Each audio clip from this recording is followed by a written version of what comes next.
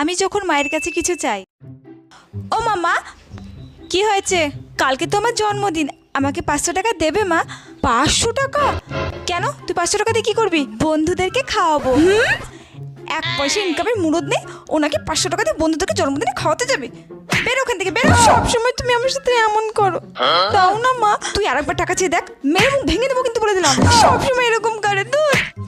বোন যখন মায়ের কাছে কিছু চাই, মা মা কাল তো আমার জন্মদিন, আমাকে 10 টাকা দাও না, আমি আমার স্কুলের বন্ধুদেরকে চকলেট কিনে দেবো। না না পুটিমা, তোকে টাকা পয়সা খরচ করতে হবে না, তার চেয়ে বরং কালকে তোর জন্মদিনে তোকে আমি ভালো ভালো রান্না করে খাবো, ঠিক আছে মা? আমার সব বন্ধুরা জন্মদিনে আমাদের সবাইকে চকলেট কিনে দেয়, তুমি আমাকে দেবে না? আরে চুপ কর চুপ কর। ঠিক আছে, আমি কালকে তোর ব্যাগে এতগুলো চকলেট দিয়ে দেবো, তুই কালকে সবাইকে দিয়ে দিস, ঠিক আছে?